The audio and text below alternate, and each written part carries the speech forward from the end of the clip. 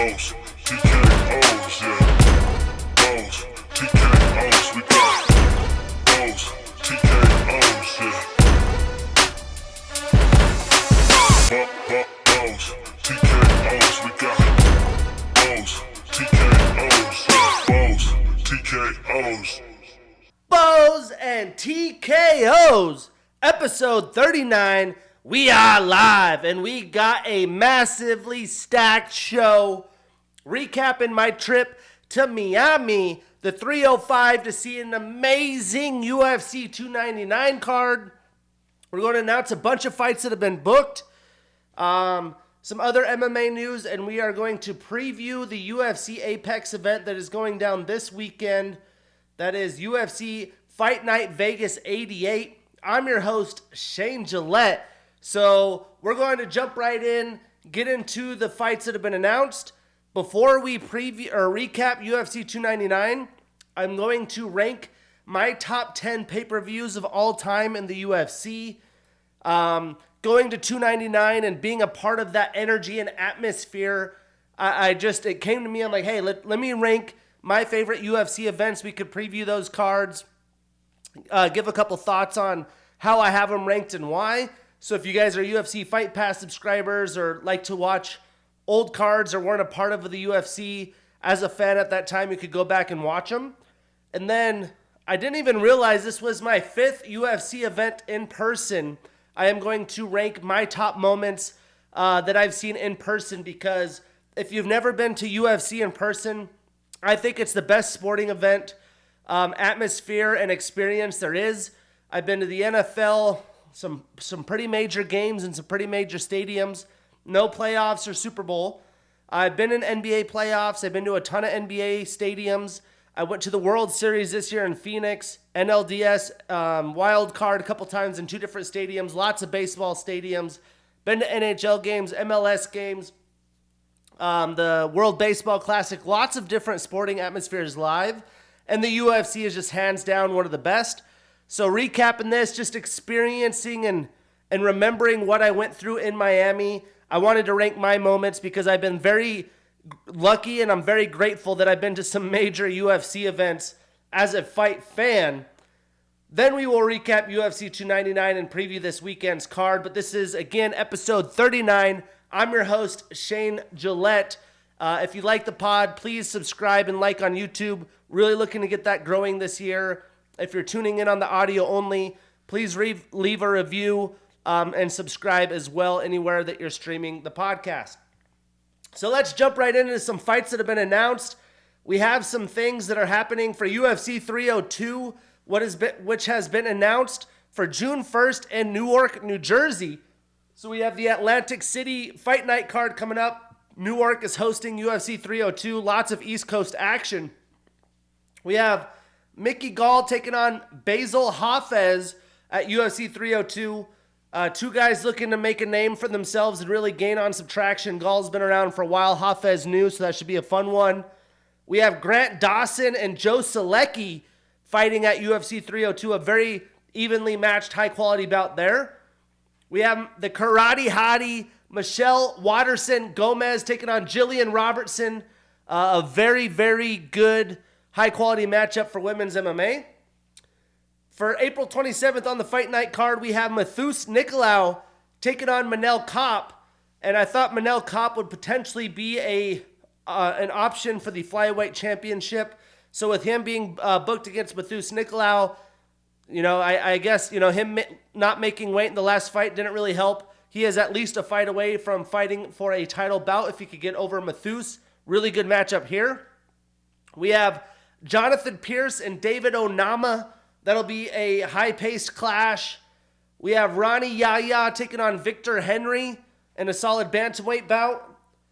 And then on the March 23rd card, we have Miles Johns taking on Cody Gibson. Cody Gibson, 2 stints in the UFC now. Been on the Ultimate Fighter this past season as the veteran group. On March 30th, we have Nate the Train Landwehr now fighting Jamal Emmers. A little short notice matchmaking here for the Fight Night card at the end of this month. We have Abus Magomedov taking on Warley Alves on May 18th. Also on May 18th, we have Tim Elliott taking on Tatsuro Taira, one of the more intriguing young talents on the UFC roster at flyweight, taking on a OG and one of the guys that helped start the flyweight division. Very good matchup there. Also on the March 23rd card, we have Billy Quarantillo taking on Yusuf Zalal in a short notice matchup, which should be a ton of fun. On April 6th, we have Joshua Van taking on Lucas Roca. It'll be fun to see what Joshua Van could do in his next outing. And then on April 6th card, we also have Marvin Vettori out on the headliner. So Chris Curtis is stepping in to take on Brendan Allen. This will be a second meeting between these two guys if they've already fought once before. Bummed to see Marvin Vettori out. Chris Curtis is the guy to step back in as Brendan Allen is making his way to a title shot. And then we have a bunch of fights announced on UFC 301. We have Anthony Smith taking on Victor Petrino.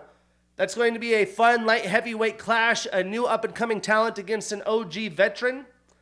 In the flyweight division, we do get the flyweight title shot, Alexandre Pantoja taking on Steve Erceg, who just kind of jumped the line over everybody, as Alexandre has really fought most of the top guys in the division, the Brandon Morenos, Brandon Royvals of the world. So insert Steve Erceg, new UFC talent, couple wins, already getting a title shot, which is a little bit shocking. But they needed Alexandre to head the Rio de Janeiro pay-per-view on UFC 301. On the women's side, we have Karolina Kowalkiewicz taking on Jasmine Lucindo. And then we have Michelle Pereira with a quick turnaround taking on Makhmud Muradov in a very interesting, aggressive, high-paced matchup there. Other than that, we have a fight being announced on the June 22nd Fight Night card, which will be on ABC in the Saudi Arabia card that had got rebooked. We have Nasrat Haqparast taking on Jared Gordon. So those guys getting to showcase their talents overseas on local television.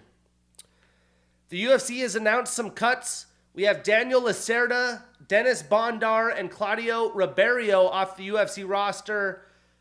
Quick cuts after some of their fights.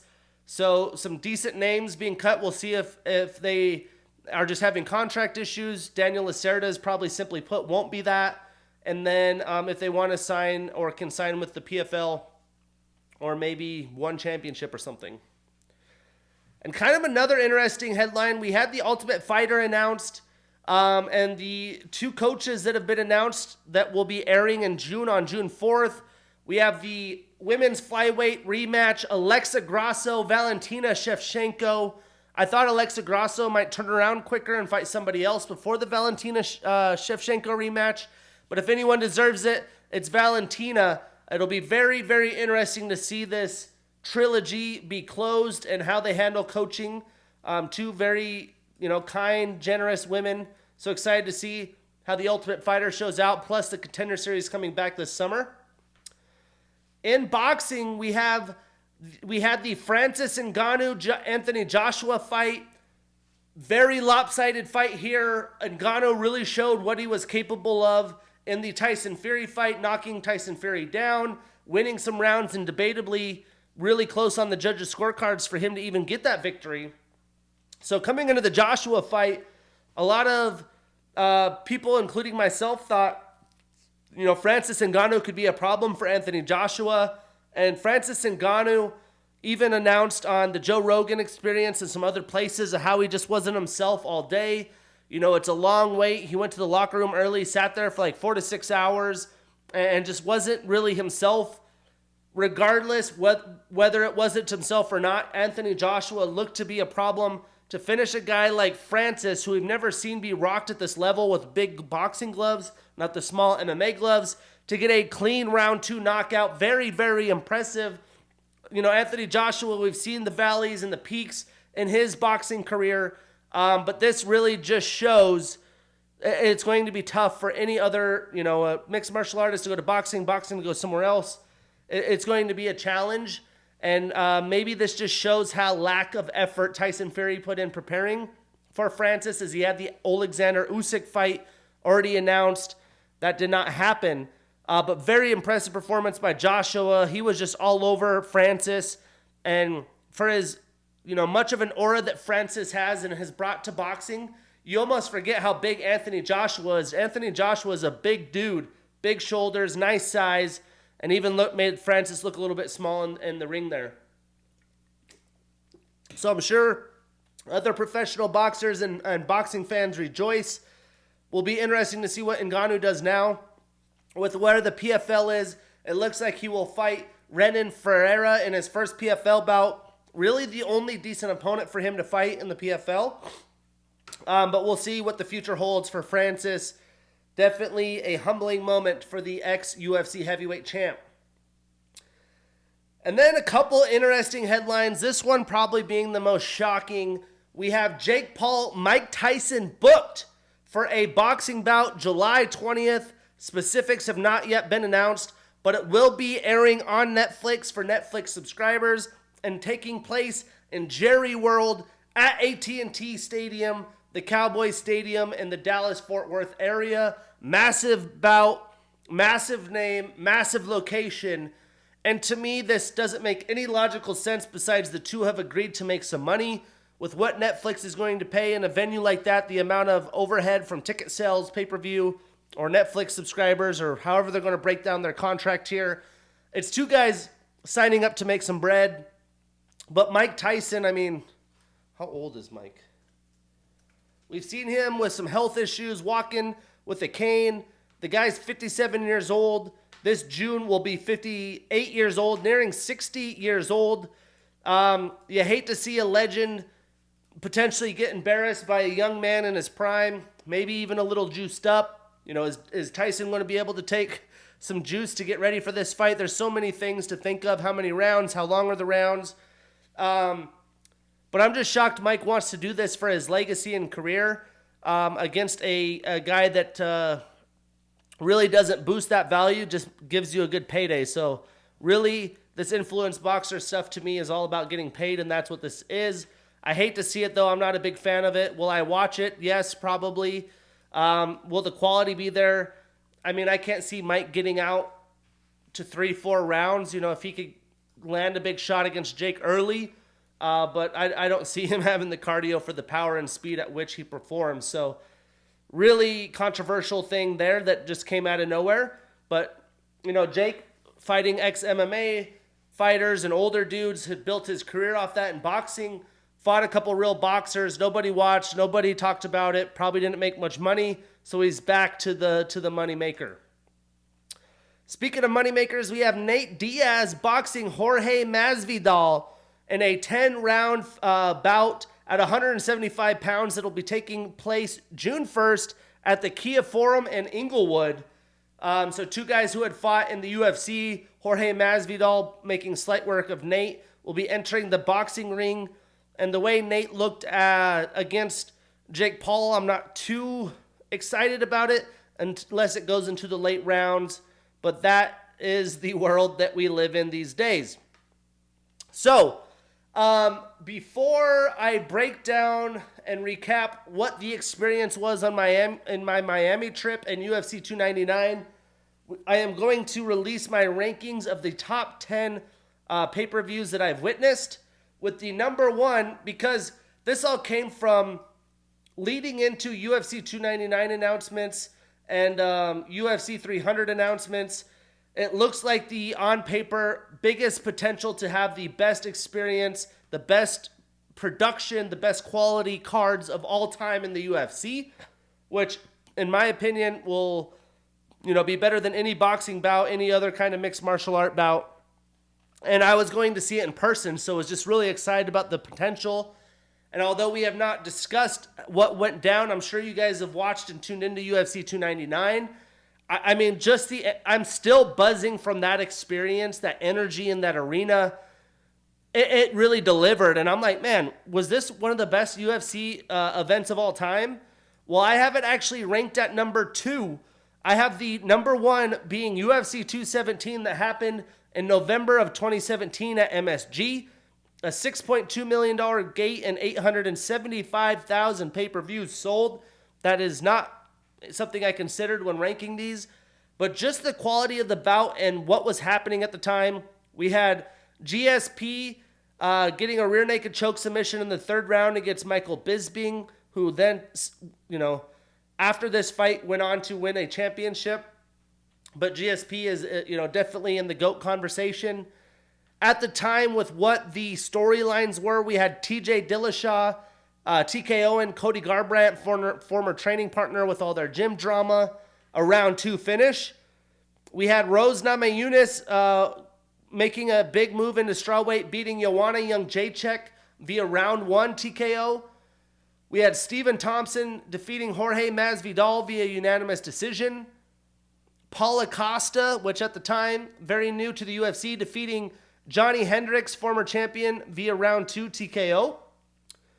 We had, and that was 3 champs. So we had GSP, TJ Dillashaw, and Rose Namajunas winning the titles, GSP defending his title. And then on the prelims, which is on Fox Sports 1, we had James Vick beat Joseph Duffy via round 2 TKO. OSP defeating Corey Anderson, who is now a Bellator champion, via round 3 knockout. We had Randy Brown defeating Mickey Gall via unanimous decision. There was also Mark Godbeer defeating Walt Harris, which was a DQ due to an illegal head kick. But in the early prelims on UFC Fight Pass, look at the names here. We had Curtis Blades TKOing Alexei Oleinik in round 2, and Ricardo Ramos beating Ayman Zahabi via a spinning back elbow. So you had 3 championships on the line. You look at the names, some of the best to ever do it: TJ Dillashaw, Cody Garbrandt, GSP, Rose Namajunas, Joanna Jędrzejczyk, Jorge Masvidal, Wonderboy Thompson, Johnny Hendricks, Paulo Costa, OSP, Corey Anderson, Randy Brown, Curtis Blades, Ricardo Ramos, Ayman Zahabi. I mean, the card was absolutely stacked. So for me, that is the number 1 pay-per-view of all time in my rankings. And then number 2, I have UFC 299. We will save the discussion on that. Number 3, I have UFC 251, which took place on Yas Island, July 11th of 2020. We had the third bout between Kamaru Usman and Jorge Masvidal, which was unanimous decision for the welterweight championship. We had Alexander Volkanovski with the featherweight title defend against Max Holloway via split decision. I think this was the first time. We had Petr Yan defeating Jose Aldo in the 5th round via TKO. Rose Namajunas defeating Jessica Andrade via split decision. Amanda Ribas defeating Paige Van Zant via armbar. And the prelims on ESPN, Yuri Prochazka defeating Volkan Ozdemir via round 2 knockout. We had Muslim Salikov defeating Elizao Zaleski dos Santos via split decision. Makwan Amirkhani defeating Danny Henry. Leonardo Santos defeating Roman Bogatov. On the early prelims, still on ESPN, Marcin Tybura defeating Maxim Grishin via unanimous decision. Julian Paiva defeating Zalgas Zamugulov via unanimous decision. Carol Hossa defeating Vanessa Melo via unanimous decision. And Davey Grant defeating Martin Day via round 3 knockout. So 2 champions on the line, a bunch of former champions. Rose Namajunas, Petr Yan, Jose Aldo. Very good talent and eyes on Amanda Ribas and Paige Van Zant. Former champ Yuri Prochazka, Volkan Ozdemir. Just a very interesting card. Kamaru Usman, Jorge Masvidal, a lot of intrigue, and obviously the featherweight giants, Volkanovski and Max Holloway, going at it. And then off the podium, we have UFC 189. So you can see that some of the more recent cards are ranked very high. UFC 200 and above. So this is the first one. Before that, this was another MGM production before T-Mobile was even a thing in July of 2015. We had Conor McGregor headlining it against Chad Mendes. This was the real big opportunity for Conor to then defeat Jose Aldo and become the featherweight champion. We had Robbie Lawler defeat Rory McDonald for the welterweight championship. Jeremy Stevens defeating Dennis Bermudez via round 3 knockout. Gunnar Nelson defeating Brandon Thatch via rear naked choke in the first round. Thomas Almeida defeating Brad Pickett. In the prelims, we had Matt Brown defeating Tim Means via guillotine choke. We had Cody Garbrandt defeating Henry Briones via unanimous decision. And the rest of the card was pretty lackluster. Even some of the main cards bouts weren't amazing. But when you look at the top 3, we had Conor McGregor, Chad Mendes, an amazing fight until Chad Mendes got gassed because of short notice. Robbie Lawler, Rory McDonald, one of the best fights of all time. If you haven't seen it, check it out. And then Jeremy Stevens, Dennis Bermuda, very vicious fight. So I think it's just very top-heavy here, but some of those, the more iconic moments in UFC history, is why it is ranked number 4. Moving to 5, we had UFC 229. Oops. Which took place October of 2018 in T-Mobile. The very famed Khabib Nurmagomedov defending his title against Conor McGregor via round 4 neck crank. We had Tony Ferguson defeating Anthony Pettis, round 2 TKO. Dominic Reyes defeating OSP via unanimous decision. Derek Lewis defeating Alexander Volkov, round 3 knockout. Michelle Watterson defeating Felice Herrig via unanimous decision. On the prelims, which was FS1, we had Jussier Formiga defeating Sergio Pettis via unanimous decision. Vicente Luque defeating Jalen Turner, round 1 knockout. Aspen Ladd defeating Tanya Evinger, round 1 TKO. Scott Holtzman defeating Alan Patrick, round 3 knockout. And in the early prelims, we had Yana Kunitskaya defeating Lena Landsberg, unanimous decision. Nick Lentz defeating Gray Maynard, round 2 TKO. This was a $17 million gate with a $2.4 million pay-per-view purchases. The Yaz Island card I announced earlier was 1.8. That just does not exist anymore. And a lot of this is because of the top fight, the iconic moments leading up to the fight, after the fight. Tony Ferguson, Anthony Pettis, a lot of intrigue. And just some big names: Dominic Reyes, OSP, Michelle Watterson, Derek Lewis, Volkov, Vicente Luque, Turner, Sergio Pettis, before he went to Bellator. Aspen Ladd, Scott Holtzman, Gray Maynard, Lena Landsberg. Quite the intrigue, the headliner, stealing most of the show, but every fight on the pay-per-view pretty much box office, and that is why you see the pay-per-view buys, which sets me up for UFC 100, which is ranked 5, number 6. This happened July 11th, 2009 in Las Vegas at the Mandalay Bay.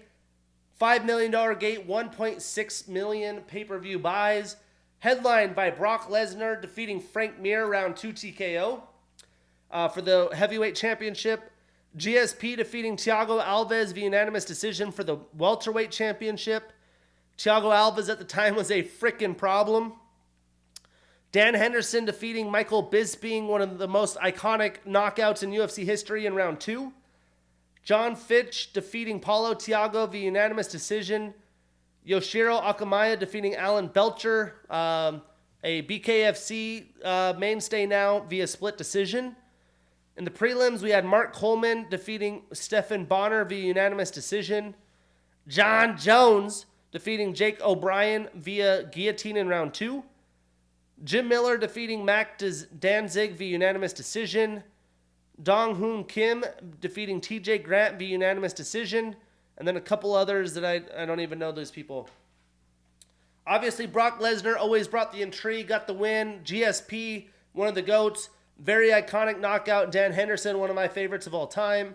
I wasn't on the Michael Bisping train until later in my UFC career, once he was post-retired and really understanding what he went through in the UFC. Paulo Thiago is a madman. Alan Belcher, Mark Coleman, John Jones, before he was even a major headliner, But this one, solid pay-per-view, very top-heavy, but iconic at UFC 100. Next at number 7, I have UFC 261. This was at ViStar Veterans Memorial Arena in Jacksonville, Florida. $3.3 million gate, 700,000 pay-per-views purchased. Again, headlined by Kamaru Usman and Jorge Masvidal, round 2 knockout. I believe this was the second one. Rose Namajunas defeating Zhang Weili via round 1 head kick for the Women's Strawweight Championship. 3 titles in this pay-per-view. Valentina Shevchenko defeating Jessica Andrade via round 2 TKO. Uriah Hall defeating Chris Weidman with the leg injury. Anthony Smith defeating Jimmy Crute via round 1 TKO as a doctor stoppage. In the prelims, we had Randy Brown defeating Alex Oliveira via rear naked choke. Dwight Grant defeating Stefan Sekulovic via split decision. Brendan Allen defeating Carl Robinson via ankle lock in the first round. Pat Sabatini defeating Tristan Conley via unanimous decision. And in the early prelims, we had Rong Zhu losing the young stud via unanimous decision. And Jeff Molina defeating Arichi Long via unanimous decision. This was during COVID, and was Florida was putting the UFC on its back. Got granted a beautiful pay-per-view. Kamaru Usman, I mean, him and Jorge, we talked about already, lots of stories there. Rose with the best finish in her UFC career against a world beater in Zhang Weili. And then Valentina the Bullet doing what she does. 3 title fights, lots of good names. Brendan Allen, Randy Brown, Anthony Smith, Jimmy Crute, Pat Sabatini, Rong Zhu, Arichi Long, and Jeff Molina. UFC 261, what a pay-per-view. And then in 7th, I have UFC 196. This is a pre-200, which is the world was different in the UFC before 200 and T-Mobile Arena. This was at the MGM in Las Vegas, almost $2 million total gate, $1.3 million pay-per-views. We had Nate Diaz, Conor McGregor, rear naked choke round 2. Nate Diaz doing the damn thing, no championship bout. We had Miesha Tate defeating Holly Holm for the Bantamweight Championship via rear naked choke in round 5. Alir Latifi beating Jan Vellante via unanimous decision. Now Bellator champion Corey Anderson defeating Tom Lawler, unanimous decision. Amanda Nunes in the super fight defeating Valentina Shevchenko via unanimous decision. In the prelims, really nothing to note besides Darren Elkins defeating Chaz Skelly via unanimous decision. Somehow in the early prelims, we had Diego Sanchez defeating Jim Miller via unanimous decision. And Teruto Ishihara defeating Julian Erosa via round 2 knockout. So the reason this is so far back, the top fight was amazing. A lot of hype. The Miesha Tate, Holly Holm, Amanda Nunes, Valentina Shevchenko really put the card on its back. So a lot in the women's MMA side of things. Prelims and the rest, not much to be worthy of. But I will never forget this fight. I was in LA, what beach? Manhattan Beach. And boy, oh boy, was that a night, man. Those McGregor fights, although I was a hater and was against him, the hype was unlike anything I could remember, especially with Nate and the Khabib fight. So going into number 8, I have another one that I saw in person, UFC 269 in December of 2021 at T-Mobile Arena. Brought my best friend and his wife, their first UFC in person. $8 million gate, 500,000 pay-per-views sold. Headlined by Charles Oliveira defeating Dustin Poirier via rear naked choke, which was a little bit of a bummer for me, but cool to see both of those. Hall of Famers, future Hall of Famers. That was for the lightweight championship. Juliana Pena shocking the world, beating Amanda Nunes via rear naked choke in round 2. I'm getting goosebumps thinking about the energy in the arena at the time and everyone just wanting to give Pena her flowers, defeating a giant. We had Jeff Neal defeating Santiago Ponzinibbio via split decision, an amazing back and forth fight that busted my parlay. I would have lost it on the Pena fight anyways. Kai Kara France defeating Cody Garbrandt via round 1 TKO. Was hyped about that fight. Was super excited for that one. Beautiful performance by Kai Kara France. My first Sugar Show in person, seeing Sean O'Malley with a round 1 TKO against Raulian Paiva, really when the Sugar era began. In the prelims, couple big fights here. I mean, a stacked card, top to bottom. Maybe just missing the amazing moment. We had Josh Emmett defeating Dan Ige via unanimous decision. Dominic Cruz defeating Pedro Munoz via unanimous decision. Very close fight. Brilliant performance by Dominic. Tai Tuivasa defeating Augusto Sakai. Round 2 knockout. Big win for Tai. This is right as he was surging up the rankings. Bruno Silva defeating Jordan Wright via round 1 TKO. In the early prelims, some solid names. We had Andre Muniz defeating Eric Anders via round 1 armbar. We had Aaron Blanchfield defeat Miranda Maverick via unanimous decision. Ryan Hall defeat Derek Minner via unanimous decision. Tony Kelly defeating Randy Costa via round 2 TKO.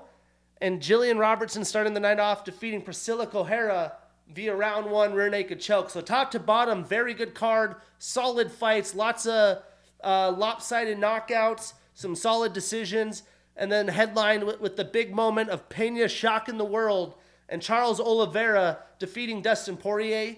I think this card, top to bottom, maybe even is debatably better than some of the others and could be moved up. But I think for me, being there in person, I just missed the moment. The Pena moment was the one that stuck out. But from the men's side of things, there was no Lesnar, McGregor, the Sugar Show, what he is today. It was really missing that angst as Oliveira kind of took it to Dustin Poirier, and I think that ruined some of the buzz for me personally as a Diamond fan. And I love Charles, but even when Gaethje beat Dustin via head knockout in Salt Lake City, I was a little bummed about that in person, but still love me some Gaethje. Number 9, UFC 239, T-Mobile Arena, July 6, 2019. Another card that I got to see in person. My first UFC card, International Fight Week on my birthday, which would have been 27th birthday or so. Surprised I could even make it happen, but we made it happen.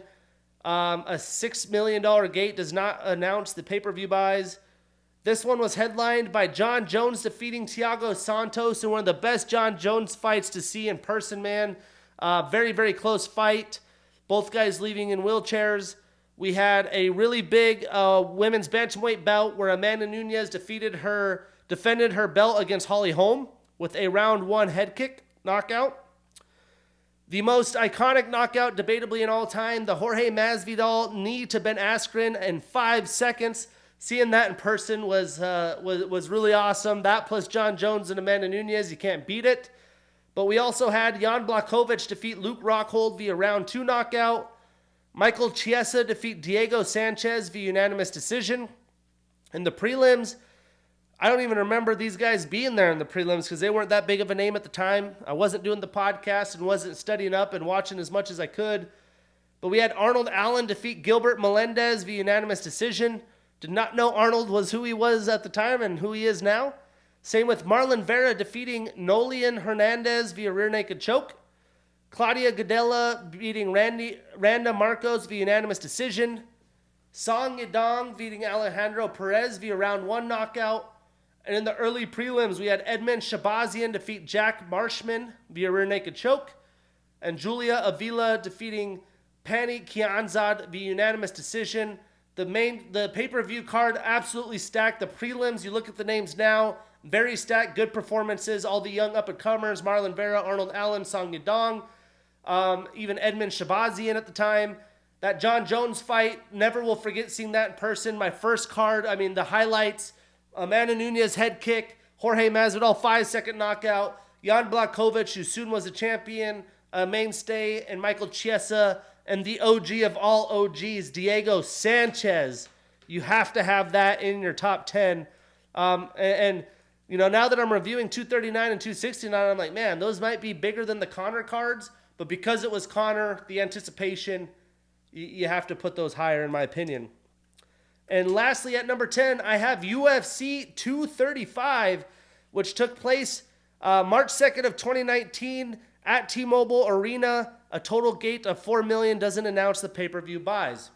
So for UFC 235, which was my 10th, number 10th ranked pay-per-view in UFC history, we had John Jones defeating Anthony Smith via unanimous decision for the light heavyweight title.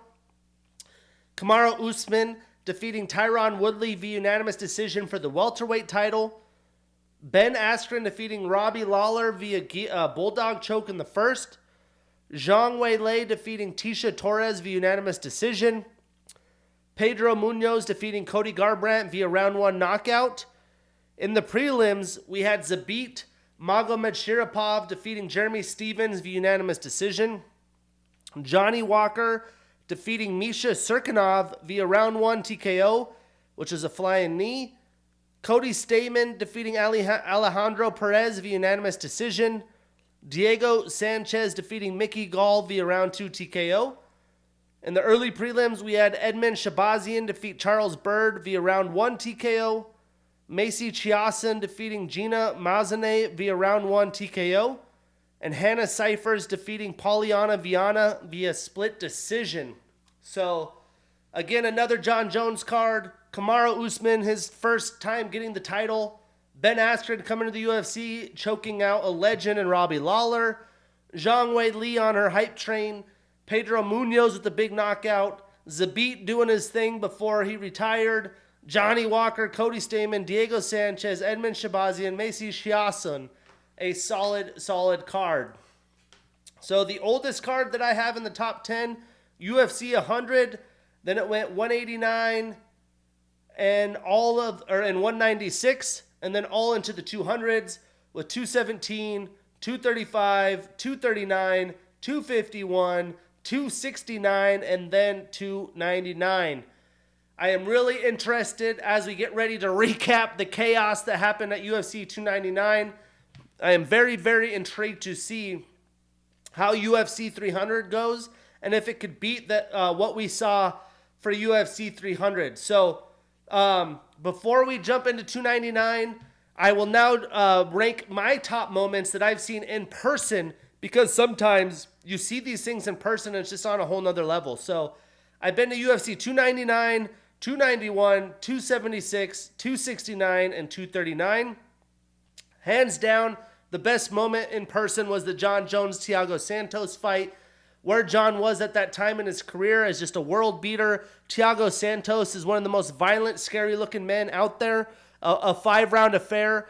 Me, personally, instead of seeing a round 1 or 2 knockout, which is a lopsided affair, or they're just waiting for each other, someone loads up and gets the knockout, I like to see chaos, get my money's worth, 5 rounds of chaos, and that's exactly what this fight presented. And then on the same card, the Jorge Masvidal fastest knockout of all time. It was just very iconic the way it happened. Ben Askren getting memed for forever, and then led to where he is today with the Jake Paul loss and everything else. It was just a really cool moment. The Dustin BSD fight that I saw in Miami, that's ranked number 3, so that's how good of a fight that was while it lasted. Number 4, I have Sugar's knockout, my first knockout that I've seen of him in person against Raulian Paiva. I had basically 2 sections hyped up on the Sugar show. No one really knew who Sean was at the time. Some people did, diehards, but a lot of people that I still connect with on social media today, and bought everybody shots, bought like 15 people shots. We were all hyped about the Sugar show. One guy down below even took a shoey for the Tai Tuivasa knockout earlier in that card. It was just a good time, a great group of people sitting with them and just being hyped to see Sean do his thing representing the 406. Donald Trump in Miami, the walkout, the hype that had that this weekend, number 5. The Michael Page walkout this weekend I thought was really cool in his UFC debut. He was on the MMA Hour explaining what he was actually trying to do, which would have been even more production, but the UFC didn't allow it. A little bit of a bummer. Right after that, at number 6, I have the Petr Yan Song Yadong fight. Very, very fun fight. Really cool with the atmosphere in Miami, rooting for Petr Yan. The Gaethje head kick knockout over Dustin in Salt Lake City behind that. I have just Sean's climb and the ethnic war that was possessed there in Miami with all the Cheeto fans. That was definitely a big moment. I got to face off with the guy from Colombia. He wanted to post it on his social media. That was a ton of fun. We had Juliana Pena upset against Amanda Nunes. That gave me chills. That was just a really cool moment. Below that, I have the Derek Lewis quick knee knockout over Marcos Rogerio de Lima in Salt Lake City. The Black Beast getting an early knockout, taking his shorts off. I mean, iconic. I have the Izzy walkout against Jared Cannonier that I got to see in Vegas for my 30th birthday. Wasn't as great of a fight, but cool moment for Izzy. That same card, watching Volk and Holloway 3, which for me as a Holloway fan, I love Volk too, but a little bit depressing because Holloway got worked in that fight. For my 30th birthday, seeing DDP defeating Brad Tavares in a 3-round war was a ton of fun. That same card, seeing Brian Barberena slug it out with Robbie Lawler. 2 OGs just letting loose. Seeing Alex Pereira take on Jan Blachowicz in Salt Lake City. Very close fight. Seeing Alex move up to the light heavyweight title and just, being able to see him live, like under 10 UFC fights as a champ. Right behind that, seeing Alex knock out Sean Strickland real quick, making slight work. Old Sean with his hands down. Seeing Jim Miller take on Donald Cerrone. 2 legends getting after it. And then it's just the legends that I've seen. Seeing Holly Holm, although she got head kicked by Amanda Nunes in my first UFC card. Seeing Diego Sanchez, Dominic Cruz, Pedro Munoz, Uriah Hall, Tony Ferguson, Bobby Green, and Rafael Dos Anjos. So top 3 moments: John Jones, Thiago Santos, Masvidal, quickest knockout, and this weekend's Dustin BSD. I think just the hype and anticipation of the savage that Benoit Saint-Denis is, and Dustin kind of holding the fort down as an OG, iconic moment. But quickly, I will give a quick brief of Miami experience before we break down the UFC 299 card. Miami was crazy. Flew in Thursday night, about 10 p.m. after sitting in a plane on the runway for an hour before we could get off, which was fun. Went straight to Poppy Steak in South Beach.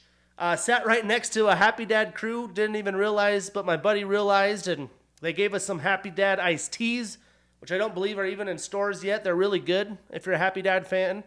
But seeing them with a whole group of girls, it was Gabe, the guy that lost a bunch of weight, and the Happy Dad owner, and like 15 girls at the table. Poppy Steak, fun little experience. Got some really good food. I got the rack of lamb. My buddy's got some good steaks, so got to eat some good food. Went out, met one of my buddy's friends, had some hookah and drinks until late night. So that was Thursday.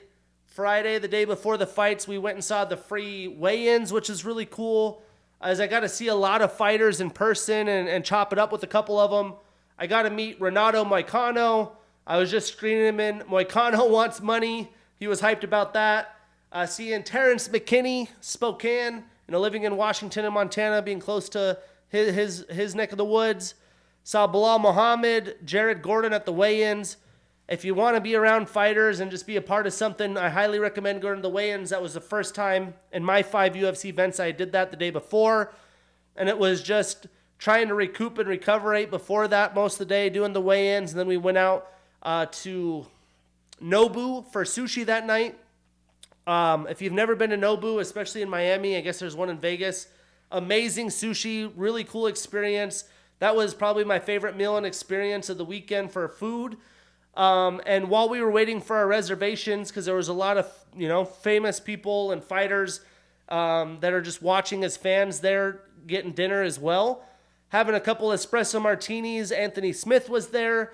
I chatted him up before we got in. We ended up standing next to each other and chopping it up about 45 minutes, half hour, 45 minutes. A lot of these fighters, just regular dudes, really good people. If you treat them well, chop it up, they're down to have a conversation. We talked about some details about his career, He actually told me about the Vitor Petrino fight before it was booked, which was kind of cool. I wasn't sure if he'd tell me or not.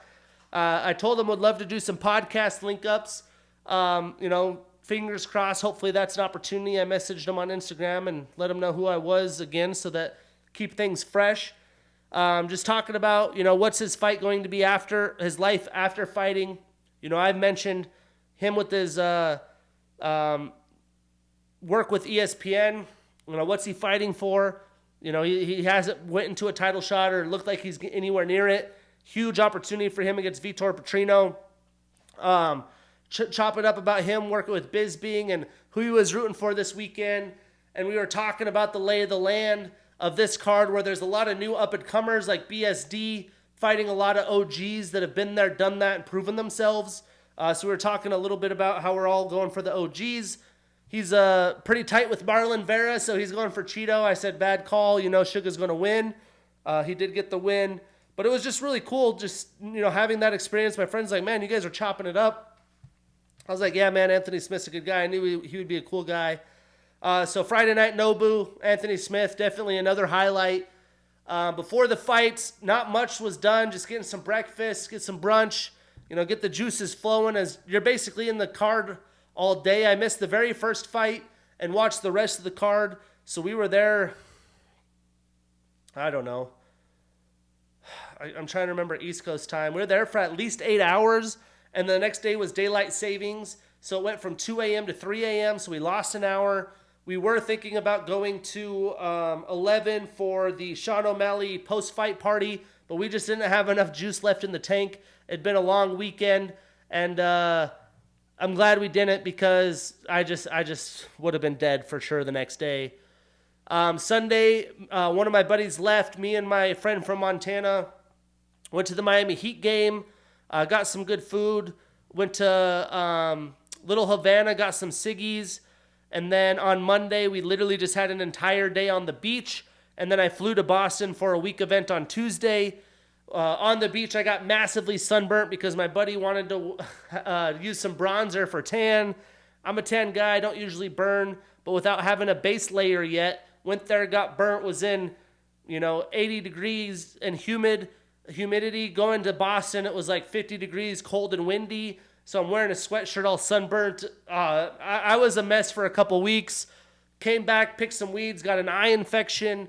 So I've been on the recovery train for a while. So it's been a hot mess, but really cool experience. Miami is just another different kind of place, especially with the somewhat race war it felt like between Sean O'Malley and Cheeto, as there was so many Colombian people wearing Colombia World Cup soccer jerseys. And, I got to give them props. They showed up. They were booing Sean on all the press, the weigh-ins. They had some fun chants. They were going, ole, ole, ole, ole, Cheeto, Cheeto, and lots of stuff like that during the whole card. And I was just saying, welcome to the Sugar Show, the Sugar Show, baby, and just USA, hyping it up. Then Trump came after the start of the pay-per-view. The place went nuts. He walked out to Kid Rock. There was F Joe Biden chants going, USA chants going. I've seen a lot of explosive crowds for different things, but when Trump came in, definitely one of the more hyped I've seen anybody. It was a ton of fun. Action Bronson was there supporting Cheeto. That was really cool. Joanna Young Jacek got inducted into the Hall of Fame. They posted the first UFC 300 trailer, which was a lot of fun. So overall, an amazing experience. It's my second time in Miami, maybe my last time. It's so far. I'm getting too old for that stuff. But the city doesn't sleep. If you're looking for good beaches, good food, and almost like a tropical destination, Miami is your place. It is not cheap anymore. It used to be cheap pre-COVID, but now it's definitely not. The city's growing and changing at a very rapid pace. But enough about that. Let's actually break down the damn card. We had the OG story. Overall, it was the OGs going 3-3. So just holding an even 500 against the new young up-and-comers and rising talent. I was hoping the OGs would perform a little better. But speaking of OGs, in the early prelims, we had Joanne Wood with a split decision victory over Marina Moroz.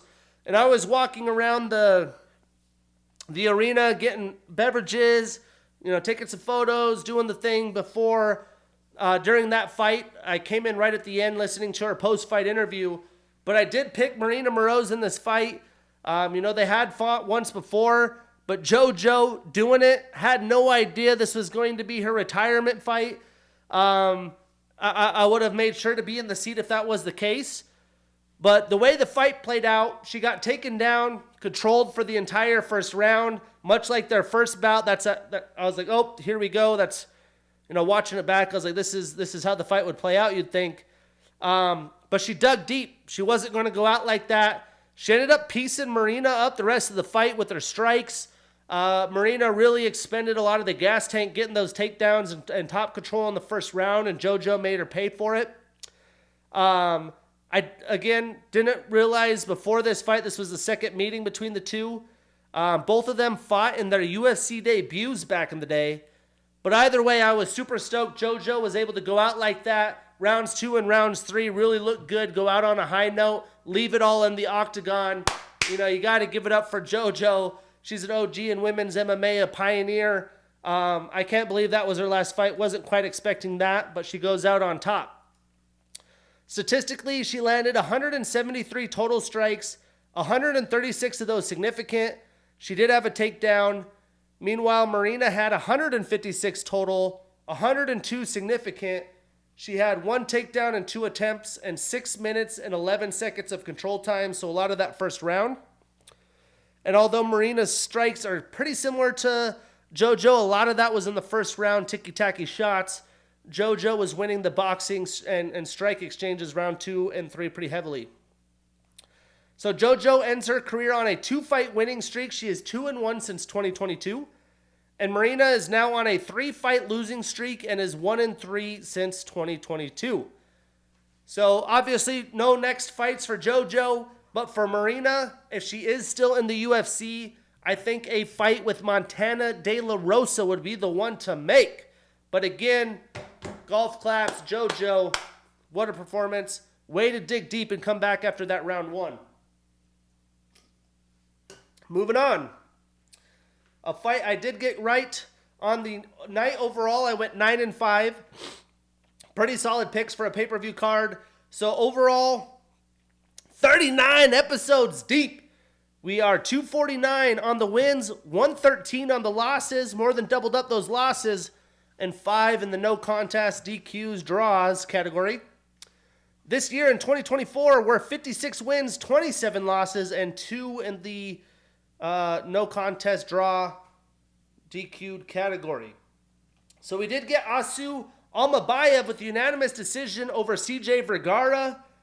And this fight was pretty much as we predicted. It was all Asu getting takedowns, trying to control and exhaust CJ throughout the fight. And you got to give props to CJ. I mean, he did get did a quality job of getting back up over and over after being taken down so many times.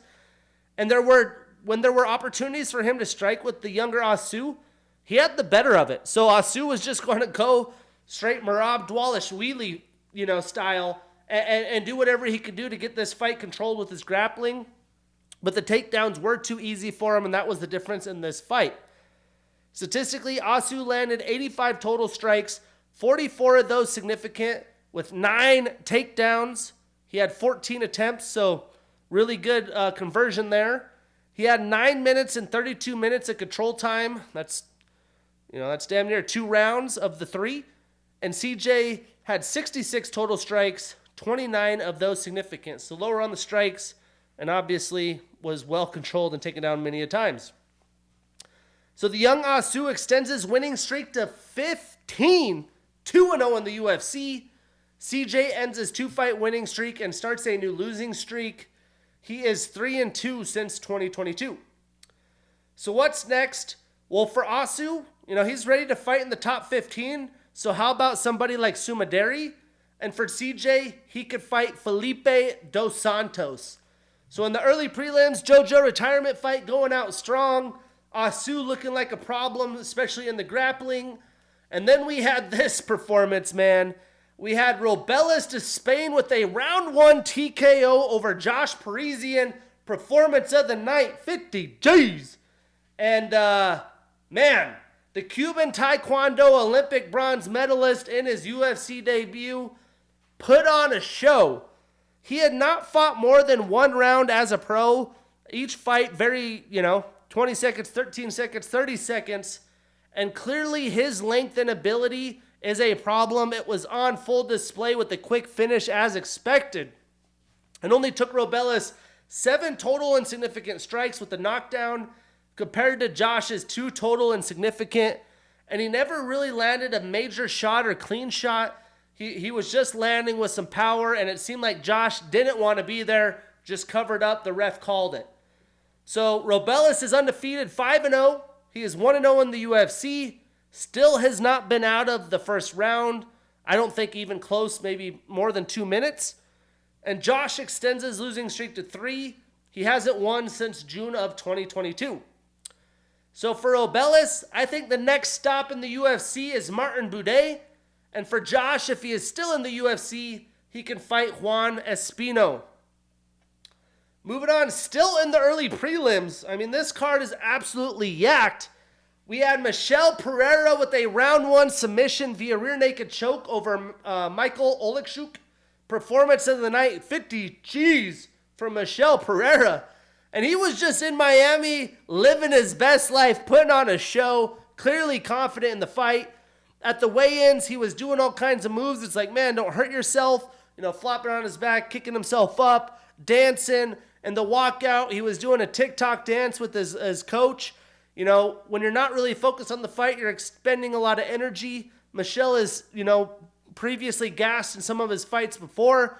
So you're kind of wondering coming in the fight if this guy's a little too confident. He's wasting his energy. But that wasn't the case at all. Michel was trying to Michael, most of the fight was trying to counter Michel, but Pereira was just coming on too strong, too big of shots, landing too clean, and was able to get him down and get the rear naked choke. Really, big brothered him in this fight. And that's huge for Pereira, as Oleksiuk's no joke. He's knocked people out, very good counter striker. But Michel was just all over him, man.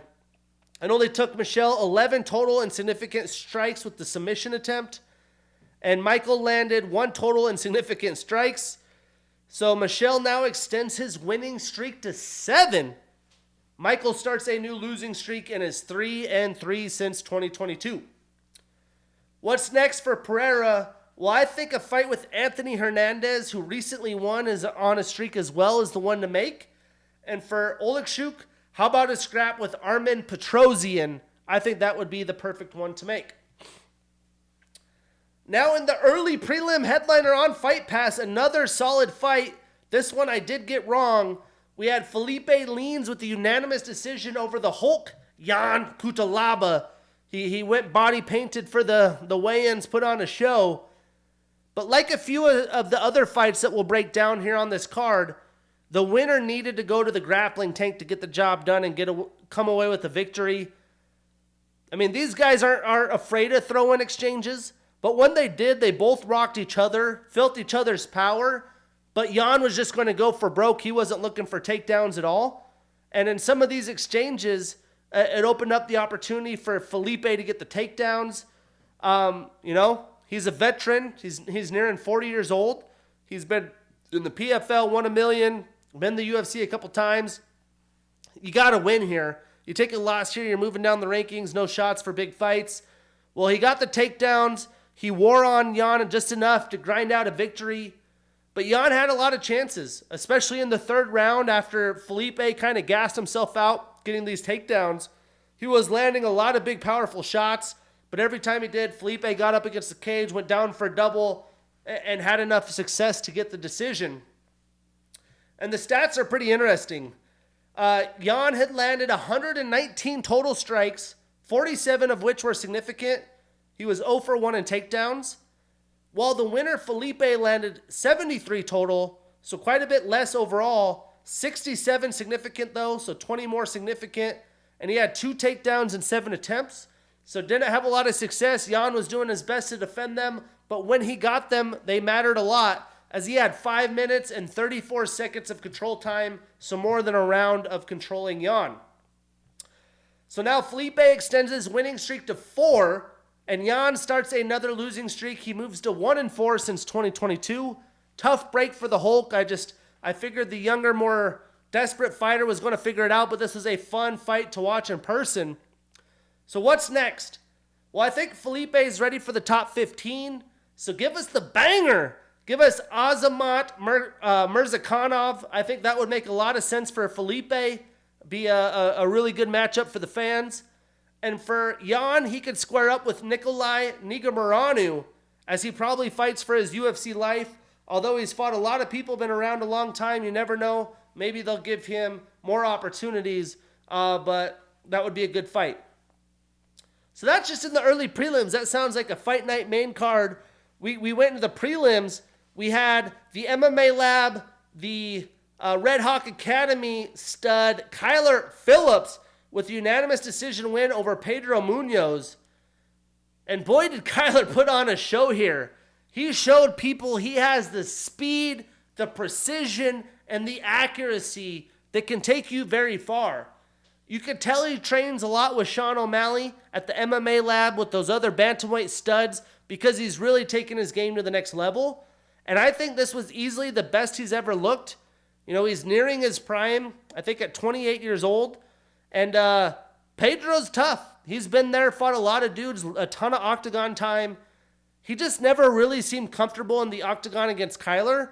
He wasn't able to get into the spots that he wanted to, as Kyler was really good controlling the distance, controlling the octagon, was in and out, and was too fast for Pedro. The stats tell that story as well. Kyler landed 115 total strikes, 114 of those were significant, and Pedro only landed 52 total and significant strikes, so less than half.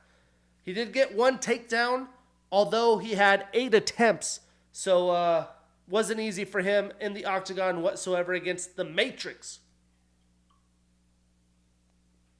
So Kyler extends his winning streak to 3. He enters the top 15 at 12. And Pedro extends his losing streak to 2. He is down 2 spots in the rankings to number 15. I think what the fans want and what the fight that would be a blessing for everybody is Kyler and Jonathan Martinez. That would be a banger. And for Pedro, how about a matchup with Ricky Simone? I think that's the one to make. So when we look at the OGs versus up-and-comers, I guess the up-and-comer Asu won against the OG. Robelis to Spain against the OG and Josh. The young and up-and-comers looking good early. And then Felipe against Jan, although Jan's not really an up-and-comer, big difference in age. And Kyler Phillips over Pedro Munoz. So talking about OGs and young up-and-comers, we have the young up-and-comers keep rolling here. We had Mateusz Gamrot with unanimous decision over Rafael Dos Anjos. And this is just a typical gamer-style fight. Mateusz was going to be looking for the takedown early and often, and he was relentless over the course of 3 rounds. He did look to somewhat tire by round 3, and the older, more experienced RDA was having the benefit. But when the fight was standing and there were striking exchanges, RDA looked great, and he was having a lot of success. But at almost 40 years old, I thought RDA looked to be in great shape. You know, he's doing good stuff, good striking, still a very technical, hard-hitting fighter, and has the cardio tank to defend and go with guys like Mateusz in the grappling, which not a lot of dudes could keep up with. He was stuffing Gamrot's takedowns. He was getting up when he was taken down, giving himself a chance in the fight, never gave up. And that's hard for a lot of fighters when you have to deal with a guy like Gamrot, who has 19 takedown attempts. I mean, 19. But he couldn't keep Gamrot off of him. Didn't really have too much of that chance at an opportunity to win. Statistically, Mateusz landed 111 total strikes. 57 of them were significant. And he had 11 takedowns and 19 attempts. Solid there. And over 7 minutes of control time, so a round and a half. RDA only got 39 total strikes in, 36 of those significant. He did have the knockdown, so his landed good when he could get them, but a lot of it was defending those takedowns from one side of the octagon to the other or getting up and trying to break the hands. So Gamrot extends his winning streak to 3. He is 4-1 since 2022. He moves up 1 spot in the rankings to number 5. And RDA extends his losing streak to 2. He is 2-3 at both lightweight and welterweight, and he moves down 1 spot in the rankings to number 12. So here, I really don't think there's a clear, easy match to be made for Gamrot. He has fought a lot of the top of the division, and he fought a lot of non-grappler heavy fighters like the Poirier. He's not going to want to fight Gamer, right? He just come off a big win, sitting close to a title shot. For the sake of this exercise, if we have to pick somebody, I'd go with a fight like Thiago Moises.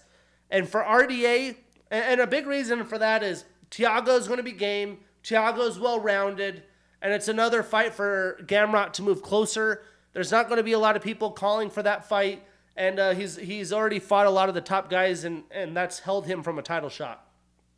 But for RDA, he continues to fight. I'd imagine he stays at lightweight. If that's the case, I would say a fight with Drew Dober, that would be the one to make an amazing fight for the fans, a ton of fun. So let's make that one happen. And then in the prelim headliner, a fight that I got wrong, another win for the up-and-comers. We had Macy Barber with unanimous decision over Caitlin Sermonara. Previously, before her marriage, Caitlin Chukagian. Was really excited to see Sermonara back in the octagon. See Caitlin against somebody like Macy. It's a really good measuring stick for Macy to see what she could do against some of the best talent in the division, proven talent. But Macy was able to win this fight on the scorecards, really getting into those grappling exchanges, right? She was really aggressive. She closed range well, which isn't easy against Caitlin. She was able to get close to her with very long, powerful combos where she's closing distance with like 5 to 6 strikes. Punch, kick, punch, punch, getting in, looking for the takedown. And round 1 was just an insanely high-paced round. Caitlin definitely was having more success with her striking, good kicks, body kicks, those long strikes keeping Barber at distance. But Macy was able to make this her style of a fight. She passed the test with flying colors and really looked good in a very close fight, but a fight that she definitely deserved to win. And the stats back that up. The stats for Caitlin, she landed 99 total strikes, 66 of those significant. She had 1 takedown of her own in 6 attempts, so not a good conversion there. And had 2 minutes and 52 seconds of control time. While Macy landed 122 total, 84 of those significant, so quite a bit more on both sides. And she had 4 takedowns, 4 for 4, with 4 minutes and 45 seconds of control time, almost a round of control time. So Macy now extends her winning streak to 6. She moves up 2 spots in the rankings to number 4. And Caitlin extends her losing streak to 2. She moves down 2 spots to 6 in the rankings. So what's next? Well, I think Macy's going to have to let some things shake out in the division. I think she fights the loser of the Manon-Fiorot-Aaron Blanchfield fight. And for Caitlin, I think Natalia Silva would be a fantastic fight, perfect fight for both women. So let's make that one happen. And excuse me, that was not the prelim headliner. I mean, the prelims right here, this is a fight night card. Kyler Phillips defeating Pedro Munoz, Gamrot defeating RDA, all ranked fighters, Barber defeating Caitlin Sermonara, and then the headliner, your boy called it. If you don't know, now you know. Curtis Blades, the OG's defending a little bit here with a round 2 TKO over Jaelton Almeida. Performance of the night, 50 G's. Yes, sir, Mr. Curtis Blades. And, another really blossoming talent that's going to be a problem for a long time, getting a massive test against a guy like Curtis Blades. Been there, done that, well-rounded, isn't going to let you just grapple him to death. Well, Jaelton did what he normally does in round 1. He got the takedown. He controlled Curtis as well as he can, but there was always the idea of him getting caught on a takedown or maybe gassing out. Round 2, he got super sloppy.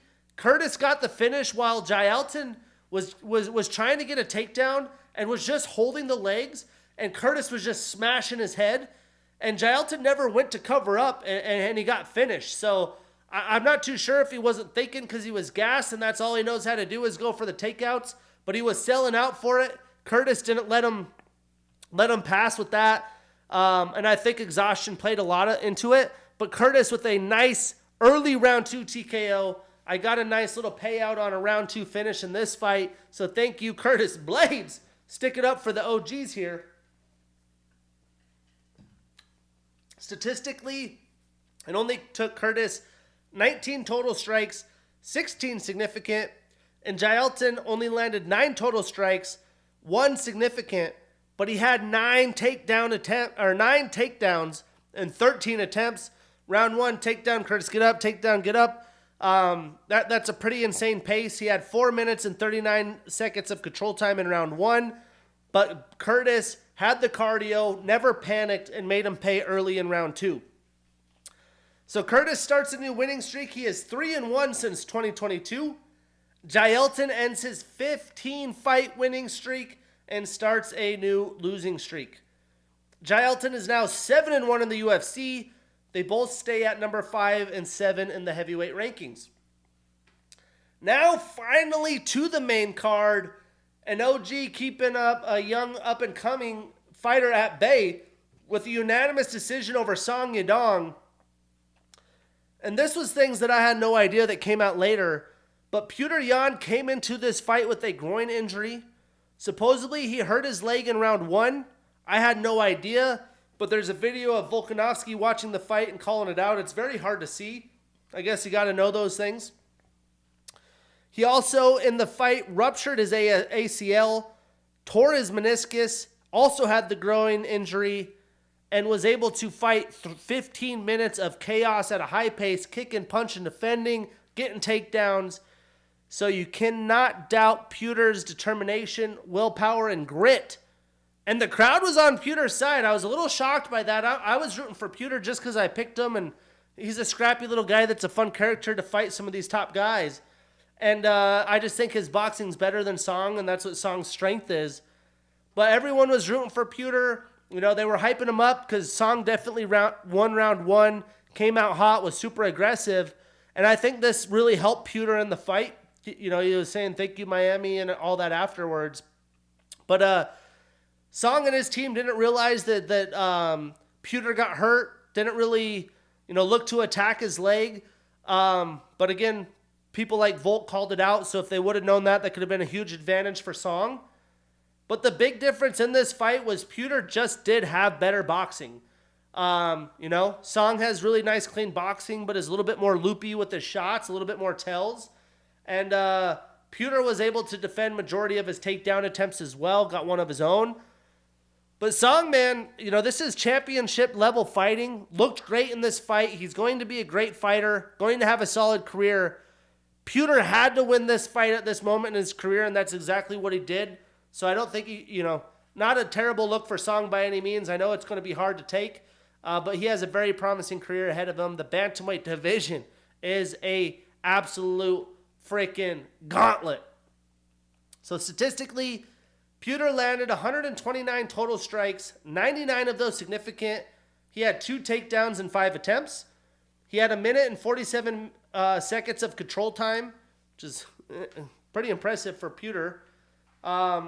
Song had 104 total strikes, so about 25 less, and 86 significant, 13 less significant. He did have 1 takedown in 8 attempts, so not very great. Petr was doing a good job defending that. And he had 1 minute and 40 seconds of control time himself. So Petr ends his 3-fight winning streak and 3-fight losing streak. He does start a new winning streak and stays at 4 in the rankings. Song ends his 2-fight winning streak and starts a new losing streak. He is 3-2 since 2022, and he stays at number 7 in the bantamweight division. So what's next? I mean, I think with Petr's injury, He's probably going to let the division shake out a little bit. If he does fight again, I think, maybe late year, a fight with Marlon Vera would make a ton of sense, which we'll get to that, that moment and decision later. But for Song, how about another banger? Give us Rob Font. That would be a fun matchup for both dudes. An opportunity for Rob to come back and Song to defend where he's at. Then this was the coming out party. I mean, Jack's been around. He's a pretty solid name, but this was a big test for him as an up-and-comer against the OGs. Well, the Young Bloods got another advantage here. Jack Della Maddalena with a round 3 knockout over Gilbert Burns. Performance of the night, 50 G's. But that's a tough one to take in Miami, in the area for Gilbert with all the support that he had. But at the end of the day, another crazy injury that I had no idea about. Jack Maddalena broke his arm early in the fight. Nobody could tell. And he ended up finding a way to finish Gilbert with a broken arm, a clean break. Savage. Gilbert was definitely relentless with his takedowns in this fight. Had some big combos at Jack. But dude, Jack held his own anywhere this fight went. Gilbert is one of the best of the best. Maybe not the best technical striking, but still very durable. He's tough. He's going to keep coming at you. But the grappling ability that he has, I was just so impressed that Jack was able to get up time after time over the course of 15 minutes, plus with a broken arm, come to find out. I had a little bit of doubt in my mind, but if you ever have any doubt that Jack could be a contender and he could handle a grappler like I did, I had that doubt. Now you're a believer like me. I mean, this was a brilliant performance by Maddalena, and he landed a lot of big shots. He made Gilbert turn into a grappler. He wasn't looking to strike with him. But I do think until the late knockout, Gilbert was on his way to win a very, very close decision. Who knows what the judges would have thought. I think Jack barely won round one, but you could still give that to Gilbert. And Gilbert won round 2 and was on his way to win round 3 until that knee. Vicious knockout. Really big moment for Jack Maddalena. Brutal for Gilbert Burns and the fans there in the 305. Statistically, Gilbert landed 31 total strikes, 27 of those significant. He had 7 takedowns in 11 attempts. So when he wanted to take down, he got it, but he wasn't able to hold Jack down. It usually was up against the cage. Jack was separating hands and creating space. He had 5 minutes and 7 seconds of control time, so controlled the whole round. And Jack landed 85 total strikes, so more than 50 than Gilbert. 67 of those significant, 40 more significant. He had a knockdown. He was 0 for 1 in his own takedown attempts. But Jack extends his winning streak to 17. Sheesh. He's 8-0 in the UFC, moves up 6 spots to number 5. And Gilbert extends his losing streak to 2. He moves down 2 spots in the rankings to number 6. So what's next? Well, I think Jack versus Shavkat Rakhmonov later this year seems to be like a no-brainer with what's been shared on socials. The only person that really wants to fight Shavkat. This will be a simple title eliminator fight. And for Gilbert, I think a fight with Sean Brady, who pulled out of his recent fight, still trying to look to recover, fight later this year, that's the one to make. And will be in a brilliant performance by both guys, very evenly matched and very well-rounded. Then we had the ex-Bellator debut for Michael Page. Another fight I got wrong. I picked Gilbert. I picked Kevin Holland. Michael Page with the unanimous decision over Kevin Holland. And the storyline of this fight was the walkout. First off, the production. He's a showman. Very phenomenal performance, but also phenomenal showcase and brand building that the MVP did the whole week. Fun scene to watch in person. Did the Undertaker, came out grooving and vibing. But the fight itself was very, very close. Really, it was just MVP frustrating Kevin and landing a few more heavy-hitting shots to steal the victory. Because Kevin did have some volume, but a lot of the shots he was firing away were catching air, and MVP was just in and out with his karate-style stance, moving a lot, and definitely you could see the frustration wear on Kevin Holland.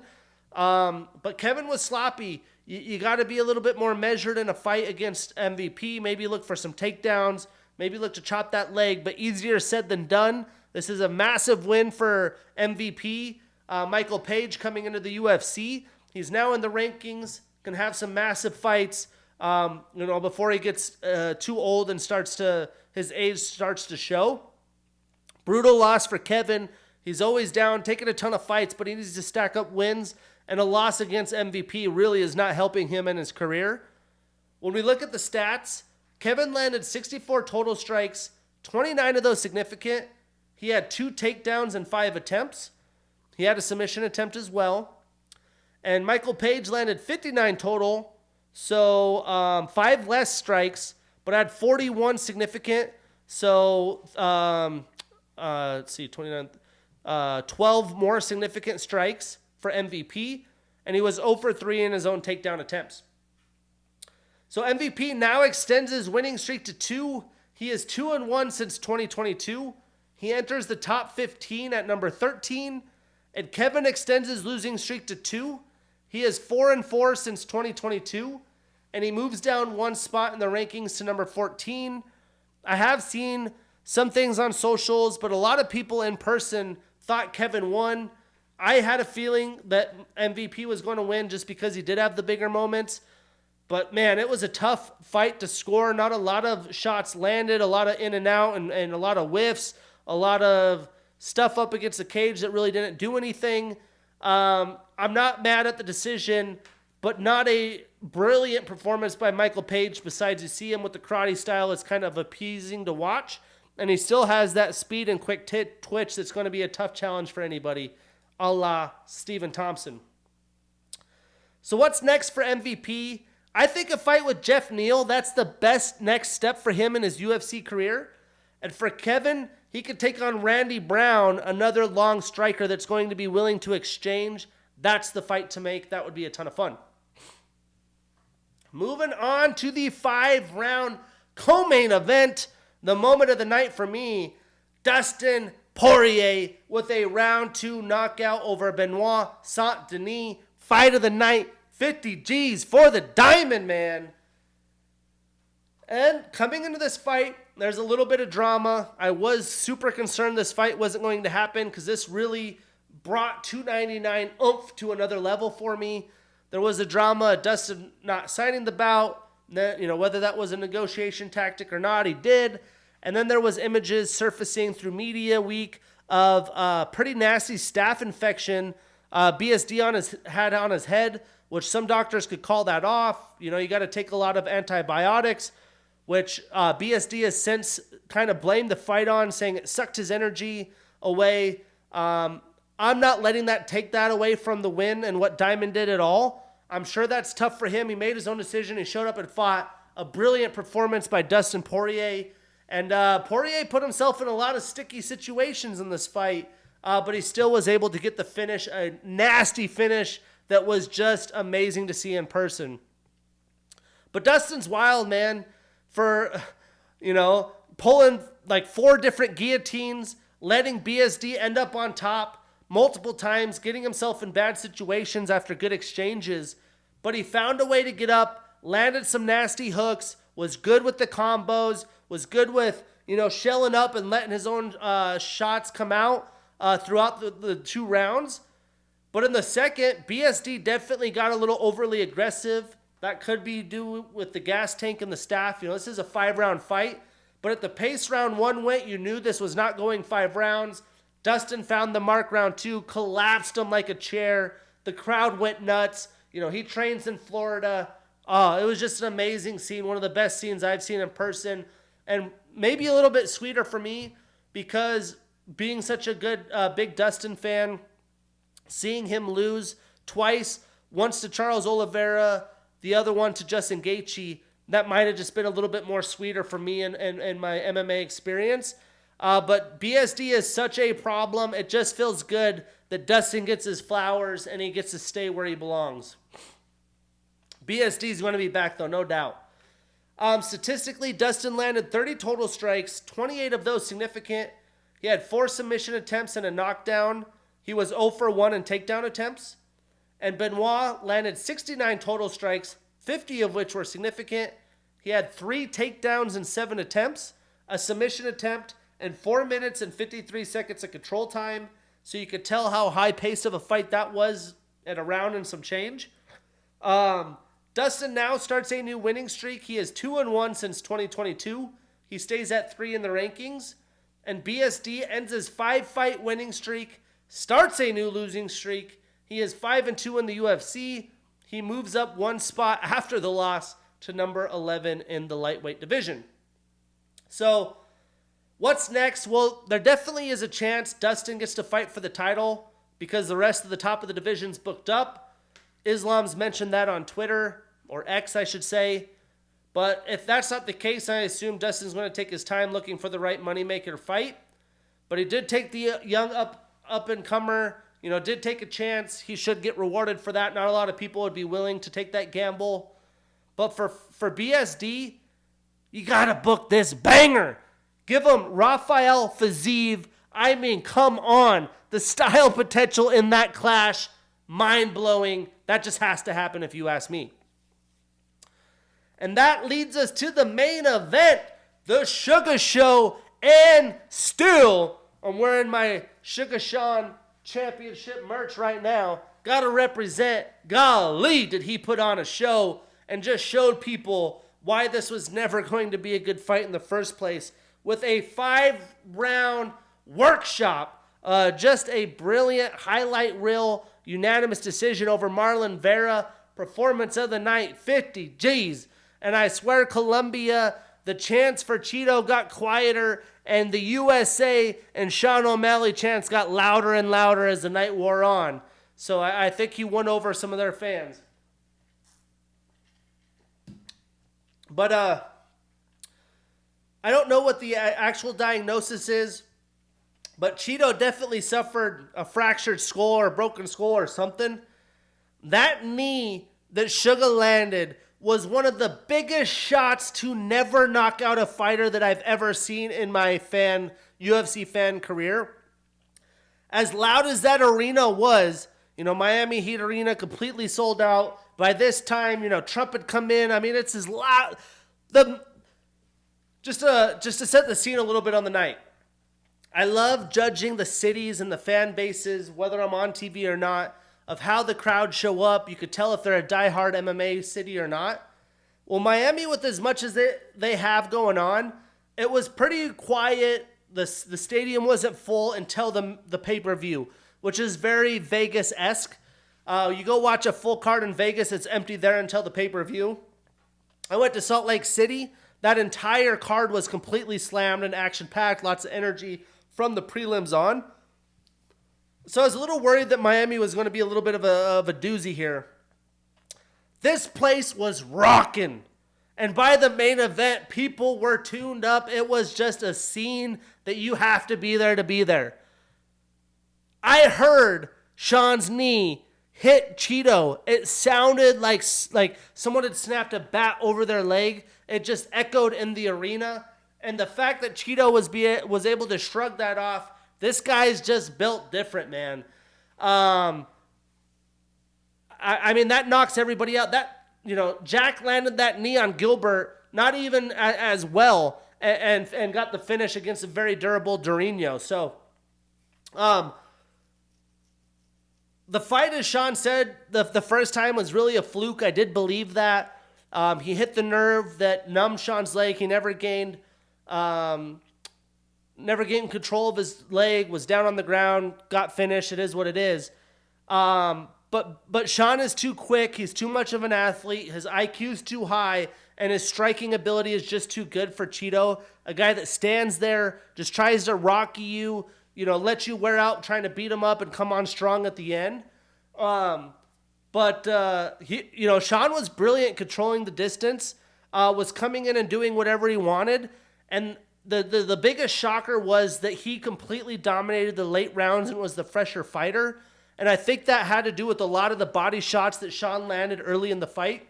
I mean, the teep kicks, the body shots. He was high-low with a lot of strikes landed. That war on Cheeto, where Cheeto in these fights usually comes on strong and tries to win the late rounds once the other guy's gassed out. Cheeto had no chance in this fight whatsoever and was very destroyed late rounds, especially after that knee. I mean, that thing was nasty. But Cheeto basically for 5 rounds was standing in front of Sean as a punching bag. Interesting in this fight, the most interesting moment I would say was the end of round 5. Sean was beating up Cheeto rounds 4 and 5. He had won every round at this point. The thought, Tim even said, his coach in the corner coming in round 5 is like, dude, the fight's won. You don't have to take any chances. He's always looking for that knockout shot. Don't put yourself in danger where something could happen. Well, Sean wanted that finish so bad and wants to, be a brand and a highlight machine that he sat in the pocket 5 feet from Cheeto and they were just ripping into each other the last 10 seconds. Well, Cheeto landed a nice liver shot and, Sean knew he won. The bell went down. He sat in the corner and tried to gather himself a little bit. So props to Cheeto for at least landing that. But the funny thing is Cheeto was saying that if there was no time limit, that it would be bad for the Sean O'Malley fans. Well, if it was a never-ending fight, Sean would have sat in the pocket, exchange with you, and kept picking you apart from distance until you are broken. So I fully disagree with that. I don't know why Cheeto is such a hater of Sean, but you could tell there's a lot of animosity there. I don't think Sean cares whatsoever. This was just a big pay-per-view for him with the storyline. He even blamed Sean for greasing his hair. How do you know he greased his hair? You weren't even close to him, never touched him, never had a chance to take him down or even punch his hair. So I have no idea where that comes from.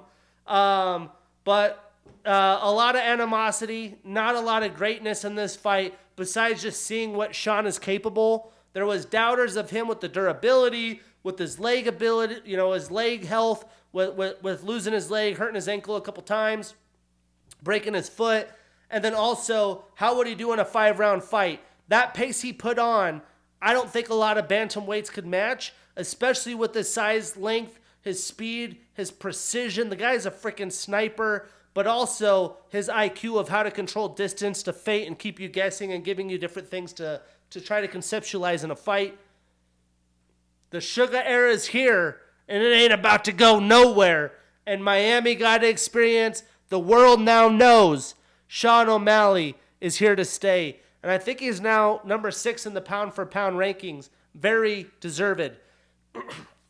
And here's some stats for you. Sean landed 232 total strikes, 230 of those significant, compared to Marlon's 89 total and significant strikes. So he more than doubled Cheeto in the dominant performance. And if we divide 232 by 5, he landed almost 50 shots significantly per round. Go to a punching bag and throw 50 significant shots to a punching bag over the course of 5 minutes and see how you're feeling. I mean, the pace, the cardio, the everything. Sean's not even in his fighting prime. He's not even 30 years old, getting up there, getting close. But there's a lot of good things to be seen from Sean. There's still a ton that he hasn't had to show yet either. So Sean extends his winning streak to 6 since his first fight with Marlon. But technically, like he says, the Sugar State Athletic Commission taking that 0 back. So you look at this, he kind of is undefeated. His first title defense, winning the title against one of the best bantamweights of all time. And Marlon now starts a new losing streak. He is 3-2 since 2022 and stays at number 5 in the rankings. Well, I think it's simple. It's going to be Sugar and Merab Dvalishvili for the next bantamweight defense. And for Marlon, I would like to see him fight Petr Yan, who's also going to be recovering from injuries. That could be something that happens late year, maybe MSG, something like that. But that's the fight for me. Amazing 299 card. The Sugar Show. You had Dustin Diamond, a very amazing martial artist, karate style. Michael Page making his UFC debut. Jack Dell is showing what he could do against adversity against a very good Dorino Burns.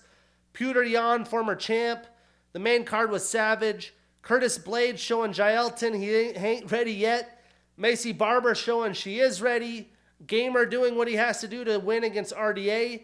Kyler Phillips, another bantamweight on the rise. Felipe Leans, trying to stay relevant. Michelle Pereira really coming on strong. Robelis to Spain. Watch out. The heavyweight division is so fun right now. JoJo's retirement. And Asu Almabayev, a young up-and-comer, on complete display. Every single fight we broke down. We previewed an amazing card. That's why it's the second best card, in my opinion, in UFC history. And I will say, as stacked as UFC 300 is, with like 6 or 7 former champs on the card, I don't know if what actually happens is going to be able to beat what 299 does. I can't wait to see how that plays out. But before UFC 300, we have a few UFC Fight Night cards. This one, we have UFC Fight Night Vegas 88. The prelims early at 1 p.m. Pacific. The main card at 4 p.m. on ESPN+. Some good fights.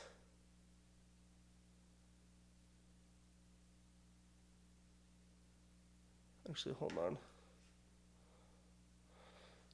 on. Some good fights that we will not be breaking down. We have Jacqueline Amarim taking on Corey McKenna. We have Josh Kulabau taking on Danny Silva, Contender Series alum. And we have Mike Davis taking on Nathan Levy in the prelim headliner. But we're going to start off in the prelims. We have Odie, the Jamaican sensation Osborne, 32 years old, with a 12-6 record, taking on Rafael Pastor Filho, 30 years old, with a 15-3 record. Well, this fight's a little bit of a clash of styles affair, but Rafael definitely has solid hands and power, but Odie isn't a grappler at all, and he has struggled in the UFC and other bouts because of the grappling deficit. But I think that, Odie hopefully has been working on that. I think he's going to do just enough to be able to avoid the takedowns, control the distance, move his feet, stay at range. And when it comes to the striking, Rafael might have the power advantage, but I do think Odie is going to be too fast, and he'll stay out of that power range. If Rafael does get Odie down, it's going to be a tough night for the Jamaican sensation. But breaking this fight down, Odie is a southpaw fighter. He has a purple belt in BJJ, a purple belt in kickboxing. He is an RFA and Contender Series alum. He's on a 1-fight losing streak and is 2-2 since 2022. 5 of his 12 wins are via knockout, 4 via submission. So 9 of his 12 fights via finish, and 4 of his 7 losses are via submission. Now, Rafael is a Contender Series alum. He's on a 1-fight winning streak and is 2-1 in the UFC. 10 of his 16 wins are via submission. 2 of his 3 losses are also via submission. I am hoping to see, we get to see Odie with a highlight reel finish here. He's going to get comfortable, let his striking flow, but I doubt Rafael wants to do that. So he's going to try to close the range as soon as possible, but probably look for some takedowns. I think Odie's going to be able to stay up enough to get the win, if not a nice finish on the judges' scorecards. For that reason, I'm taking the underdog. I'm taking Odie Osborne, but I'm avoiding him on a parlay if possible. Moving on, we got Josie Nunez, 30 years old with a 10-1 record and the number 13 next to her name, taking on Chelsea Chandler, 30 years old with a 5-2 record and the number 14 next to her name. Now this is another fight. We have a striker versus grappler advantage. Josanne's going to have the striking speed, probably the power advantage as well, but Chelsea's going to have the size advantage and the wrestling and grappling advantage. I don't think Chelsea is going to want to keep this fight as a kickboxing fight.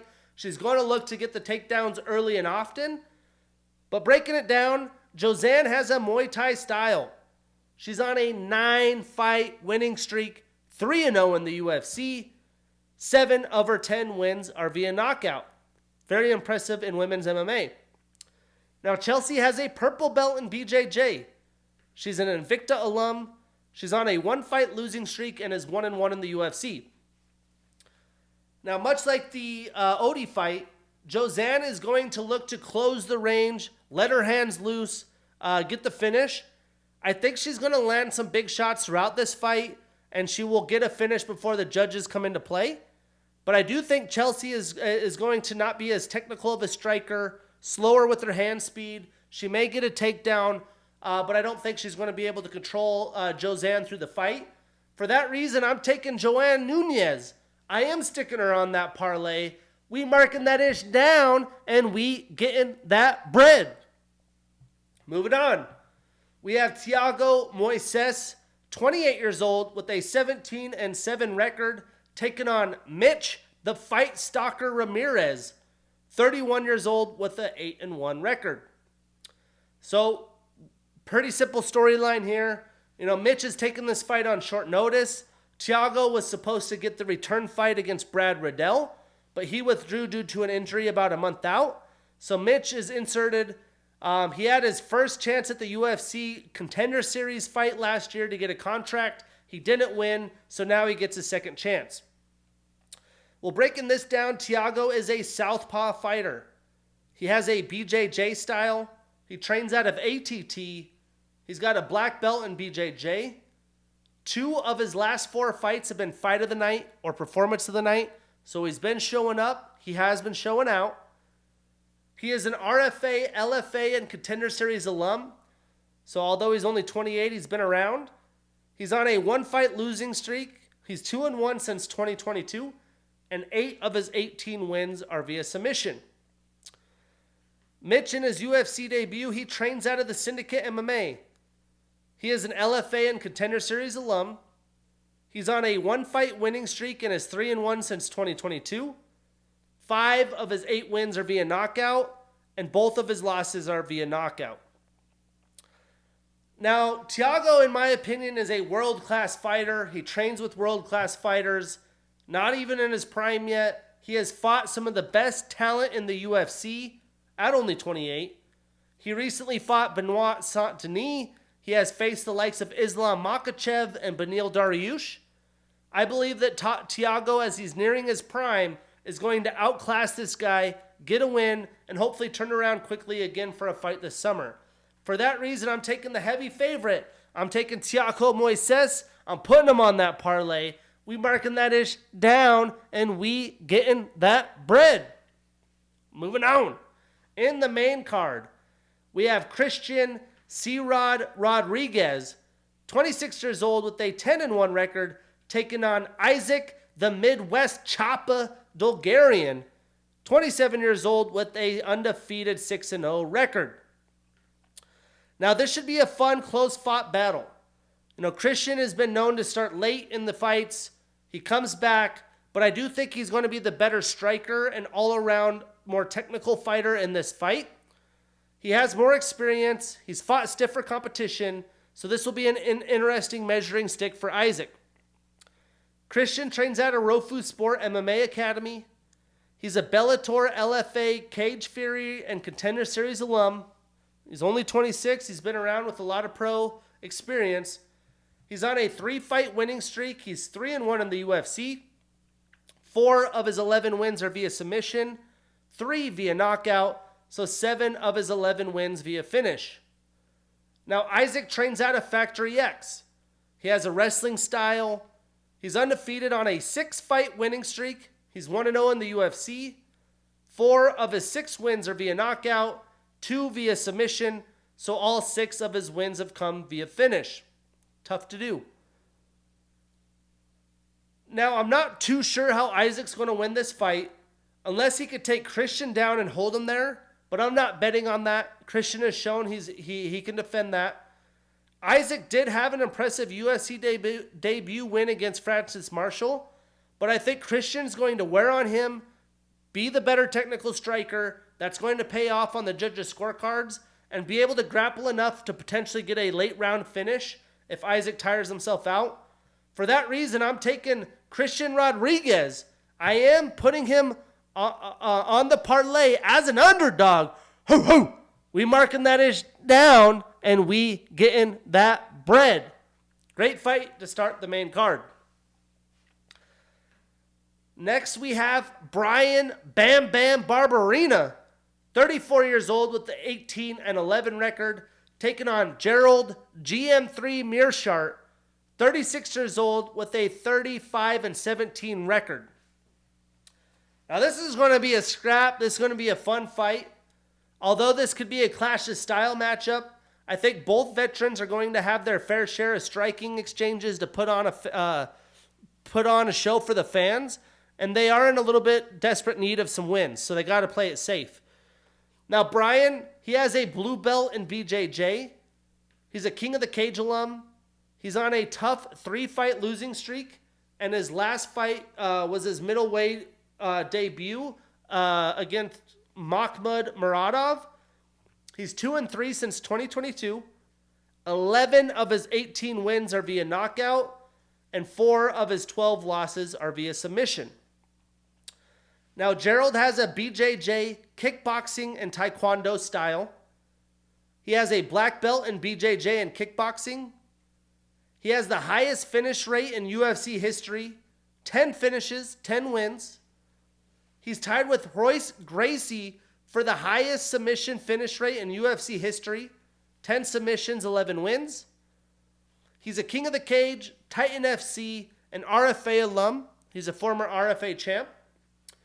He's on a 2-fight losing streak and is 1-3 since 2022. 27 of his 35 wins are via submission, 7 via knockout. So a very impressive 33 of his 35 wins have come via finish. 8 of his 17 losses are also via submission. Now, both these dudes have been through it. They've been in every situation. Brian's going to look to make this fight dirty, land some big strikes on Gerald, and Gerald, has shown his chin is getting worn on. But GM3 is going to most likely look to take Brian down and get another submission victory to his name. But I think that Gerald might be open to trading some shots with Brian. He probably thinks he can strike with him, and that'll make for a very interesting fight. But I have a feeling Bam Bam is going to catch Gerald, maybe even looking for a takedown or separate from the cage and look for some big shots. But both these men are desperate for a win. They might just focus on their strengths. It's going to be a fun scrap. I'm taking another underdog. They're coming out to eat on this fight night card. Hoo hoo! I'm taking Bam Bam, but I'm avoiding him on a parlay where possible. This is a toss-up fight. Moving on, we have a rematch of the Ultimate Fighter Championship. We got Pani Banzai Kianzad, 32 years old, with a 17-7 record and the number 6 next to her name, taking on Macy Chiasson, 32 years old, with a 9-3 record and the number 10 next to her name. Now, this is an interesting matchup because both women have been around, for a while. They're OGs since Tough 28. They were matched up in the finale, and Macy won the first matchup. They're now only 32, still in their fighting primes. But Macy didn't even have a fight last calendar year in 2023. She has bounced around in weight classes, but is now making bantamweight at 135 and not 145. Breaking this down, Pani has a boxing style. She's got a purple belt in BJJ. She was the Tough 28 runner-up. She's the 2011 National Women's Featherweight Shoot Fighting Champion. She's a Cage Warriors alum and former champ. She's also an Invicta and Ultimate Fighter alum, obviously. She's on a 1-fight losing streak and is 1-1 since 2022. Now, Macy has a brown belt in BJJ. She is an Invicta and Ultimate Fighter 28 alum and champion. She is on a 1-fight losing streak and is 1-1 since 2022. Now, both of these women have fought the best in women's MMA. They've had their time where they haven't been very active. They haven't fought a ton since the Ultimate Fighter. Pani has been more active, and although she lost the first matchup all the way back in 2018 via a round 2 rear naked choke, I think she's looked as a little bit like the better fighter, although not by big margins. I think she's the better striker as well. And Macy has always kind of had a boring style. It's hard to win. She's got very close decisions when she wins via decision. I think that might cost her in this fight. Winning the first fight, though, usually you've defeated someone, you're full of confidence. It's definitely a mental booster. And you know who won the first one. There's always that mindset thing that you have to deal with. But Penny's a savage. I think she'll overcome it. I think she's going to win a very close decision with her striking and being able to get up and defend enough takedowns. For that reason, I'm taking Penny, another dog coming to eat. Hoo, hoo. I'm taking Penny, but avoiding her on a parlay where possible. This is another pick'em coin toss fight for me. Moving on, we have Kennedy, the African Savage Nshekwu, 31 years old with a 12-4 record, taking on Ovince OSP St. Preux, 40 years old with a 26-17 record. Now, in this fight, I expect the younger, the longer fighter who's in his prime to be able to keep the older OSP at range, find his shots for a potential finish, but worst case scenario, win on the judges' scorecards. Now, Kennedy, he's on a nice run against stiff light heavyweight competition, and for OSP, he hasn't fought. He only fought once early in 2023, and his last win was against a decent light heavyweight. His last win against a decent light heavyweight was all the way back in September of 2020. Breaking this down, Kennedy trains out of Fortis MMA. He's an LFA and Contender Series 2-time alum. He does have a 3-inch reach advantage. He's usually a lot longer, but OSP's got some length as well. He's on a 1-fight losing streak and is 3-2 since 2022. 8 of his 12 wins are via knockout. Now, OSP has a brown belt in BJJ. He has the most Von Flue choke submissions in UFC history with 4. He's got the most bouts in modern UFC light heavyweight division history with 15. He's a Strikeforce alum. He's on a 1-fight losing streak and is 1-1 since 2022. 12 of his 27 wins are via knockout, 8 via submission, so 20 of his 27 wins have come via finish. Now, OSP has done a ton over his career, but at 40 years old, it's hard to think he can keep up with a young and hungry Kennedy, who's in his prime, has really developed into a solid striker. OSP's best chance is going to be find a way to get in Kennedy's range, bring a bunch of volume, dirty box, or maybe even look for a takedown. But I'm not betting on that. I'm taking the African Savage. I'm putting him on that parlay. We marking that ish down, and we getting that bread. Moving on, for the co-main event, we have Brian Pooh Bear Battle, 29 years old, with an 11-2 record, taking on Ainge the Last Ninja Lusa, 31 years old with a 10-3 record. Honestly, I'm surprised this is the co-main event, but Brian has been an apex savage the past couple of years and has really shown a ton of improvement since The Ultimate Fighter as he nears his prime. Both men are hard hitters in their fighting primes. They're going to look to get a great finish, move up the deep welterweight ladder board, and they're going to try to do it early. I don't think this goes to the scorecards. Now, Brian is an Ultimate Fighter alum and champion. 5 of his 10 wins are via submission. He has a 3-inch reach advantage. He's on a 2-fight winning streak and is 5-1 in the UFC. Ainge trains out of Killcliff FC. He's an LFA, Titan FC, and Contender Series alum. He's on a 2-fight winning streak and is 2-1 in the UFC. 5 of his 10 wins are via knockout. Now, I expect to see another brilliant performance by Battle. He's done a great job controlling distance, keeping his opponents at the end of his striking range, while mixing in the clinch to wear on his opponents. I think this will exactly be the game plan of how the fight plays out. But Ainge is going to look to get close, fire some bombs, look to catch Brian. I'm not betting on that. For that reason, I'm taking Brian Battle. We putting him on that parlay. We marking that ish down, and we getting that bread. Moving on to the main event. We have the return of Ty Bam Bam Tuivasa. We got 2 Bam Bams.